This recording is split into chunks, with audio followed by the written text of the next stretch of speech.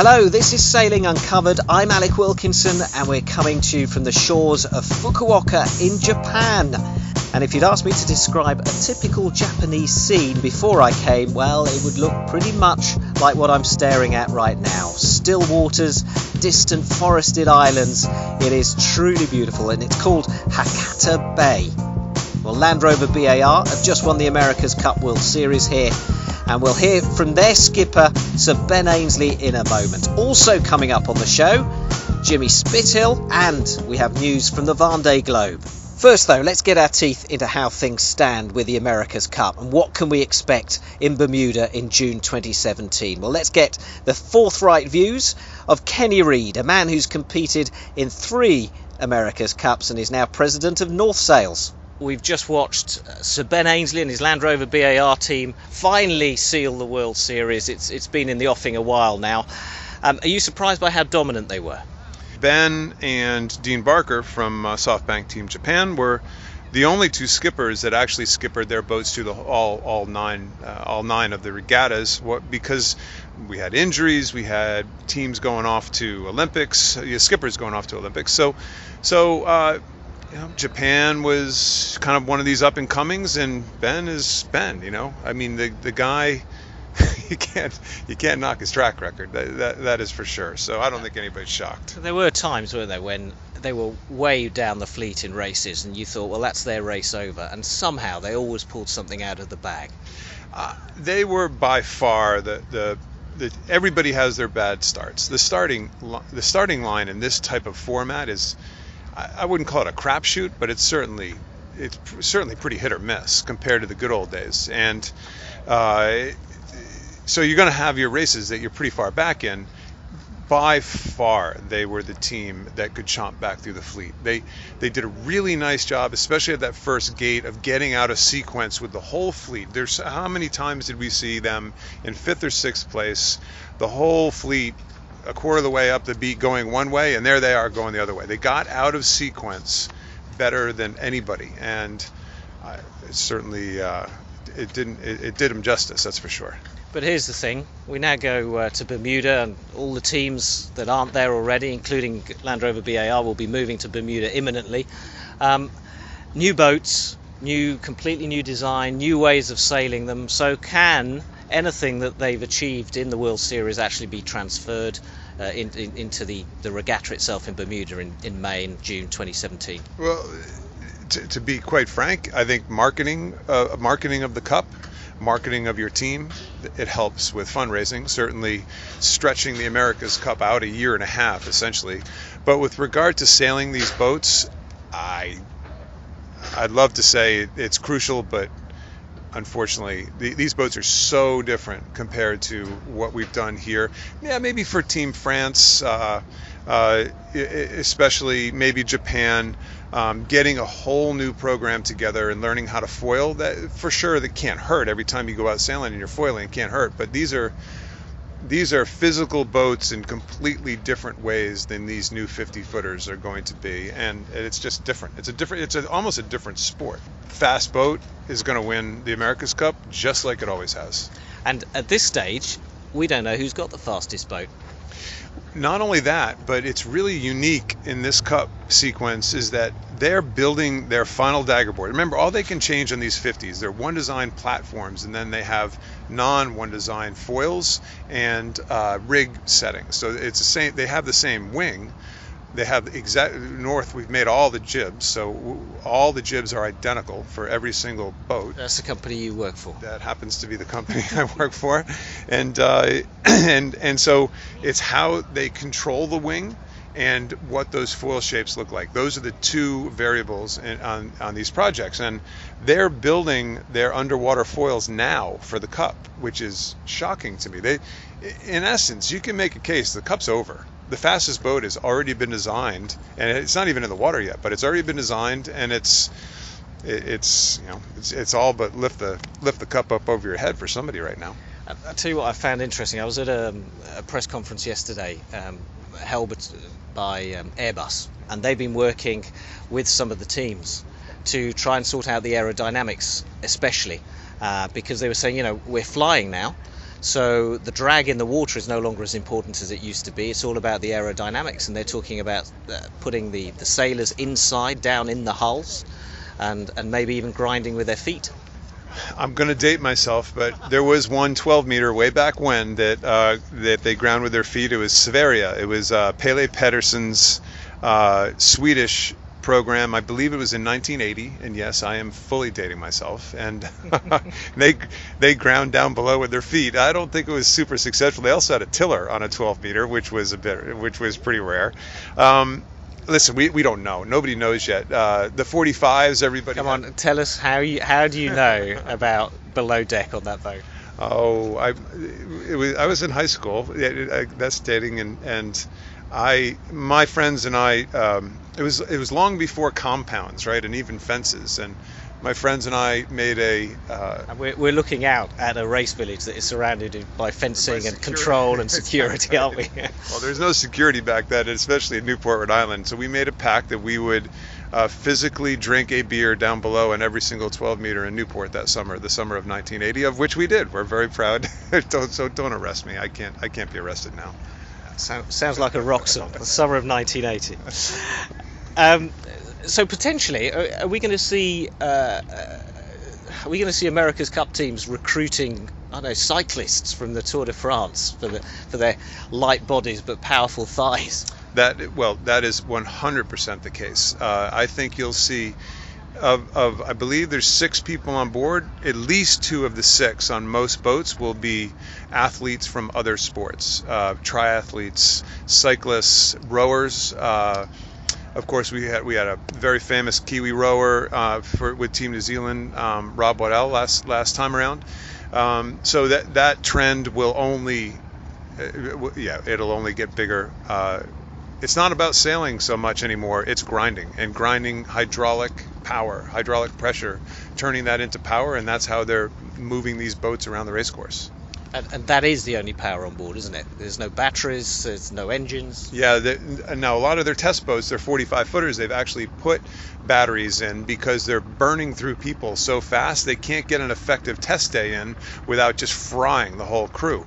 So we're going to see rotation, I think, too. Racing 2 races a day for most days, and we're going to see more rotation than any Cup cycle has ever seen, because you're literally going to be spent. They're going to be taking these guys and working them to a point where they are shot, and then flick them, get a couple more in here, off we go.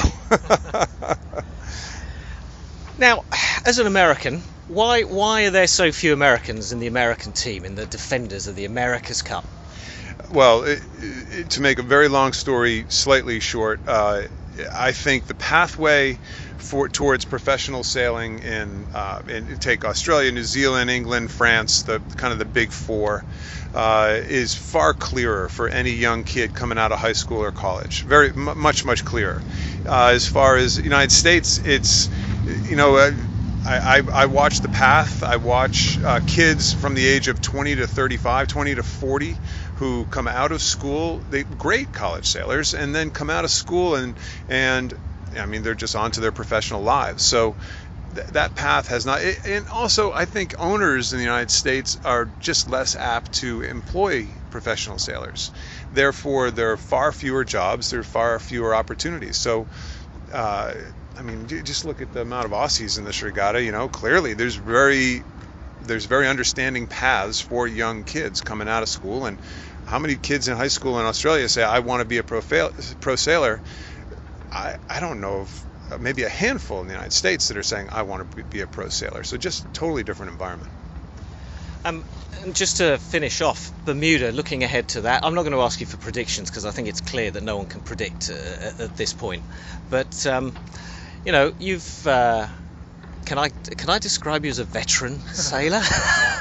No, I'll tell you what. Let's describe you as a legend. That's I think you can just say old. Old is fine. Well, however you want to be described. You've seen quite a bit in your career. Yeah. But I still see you fired up and excited about Bermuda, whereas some of the more traditionalists, say, well, that's not sailing. That's, why don't they just go and get in a jet plane or a car? Listen, There's two trains of thought here, and one of them is this isn't match racing. First of all, I think halfway, if I remember correctly, halfway through the last Cup, we saw more passes than any other Cup in history between those two boats. So I think this is absolutely match racing. That is a myth that this isn't match racing. Now, is this, quote, proper sailing? Now that takes on a whole nother, could you do the same type of an event with these new kind of foiling 60-foot monohulls, with sails and boat handling and crew errors and things like that? That's the part that I think is slightly debatable. We're going to have no code zeros on these boats down there, so it'll just be a jib and a wing going upwind and downwind. There's really no differentiation at this stage between upwind and downwind. It's foil upwind, foil downwind, foil upwind, foil downwind, finish.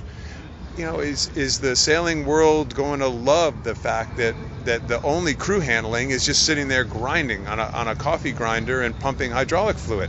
These are all questions that are going to be answered, that history is going to answer, that I am just a pundit at this stage, and I'm just going to sit back and enjoy it, enjoy the ride, and along with everybody else. Kenny, thanks very much. That's your views of Bermuda. Let's get some of the skipper's views, starting with Ben Ainslie. Bermuda next year, I think this has showcased just how tight it's going to be, the level of competition, the skill set of the sailors, and then we move into our own race boats, our own design for the Cup next summer, and that's going to be fascinating for all the fans to see just who's got an edge in certain conditions, how that plays out. So it's going to be a real trade-off between design, performance and sailing skill. Go to Bermuda with the 2 bonus points from winning the series. How important are they? I think the bonus points are, they will be a factor next year. It's 20% of the points that are on offer in the qualifying series, so it's definitely worth having them.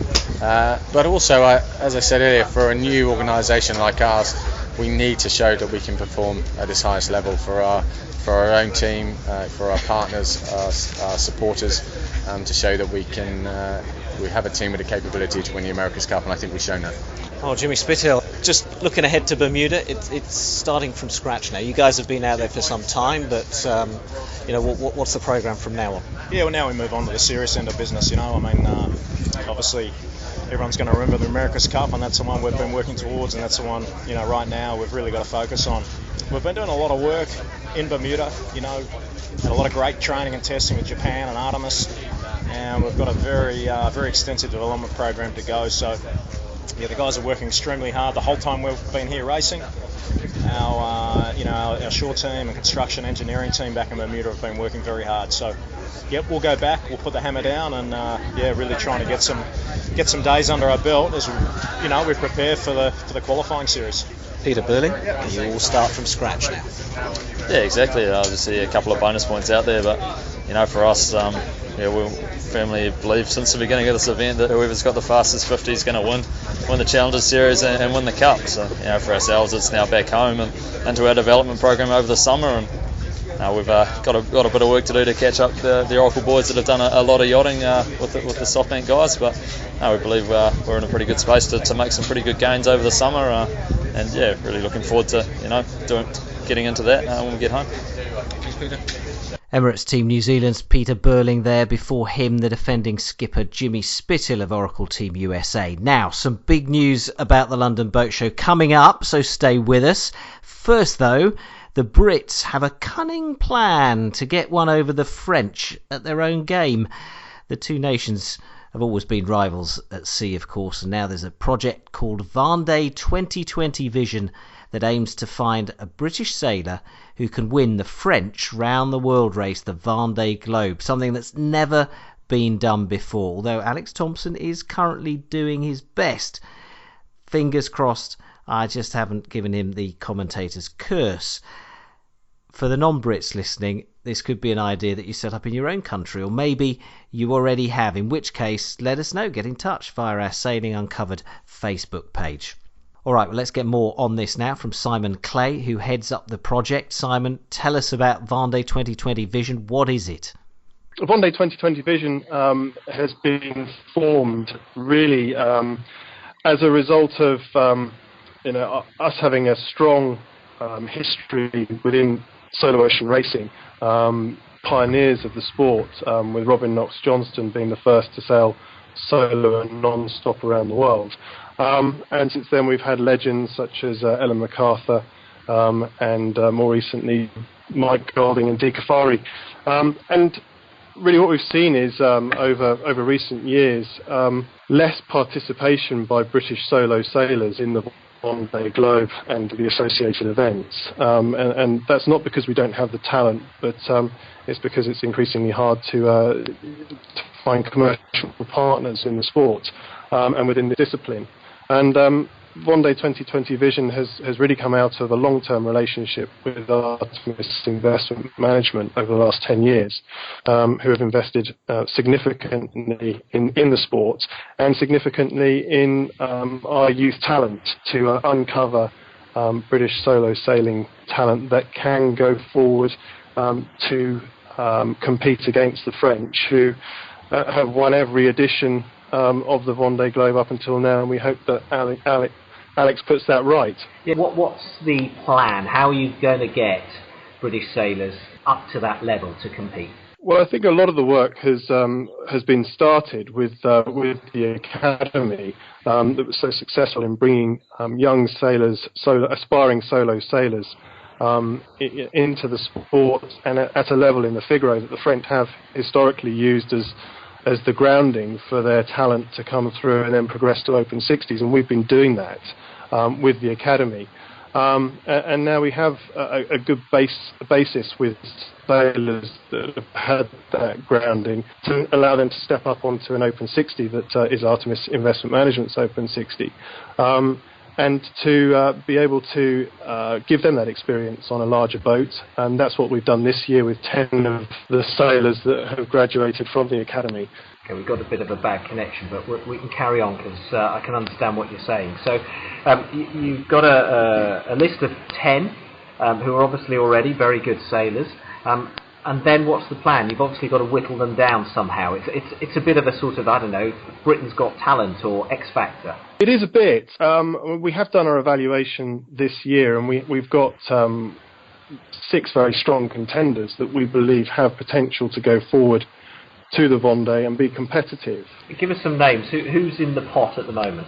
So we've been working with Sam Matson and Will Harris, Sam Goodchild, Lizzie Foreman, Andrew Baker, and Henry Bombi. All talented sailors, and still 4 out of those that we're not taking forward.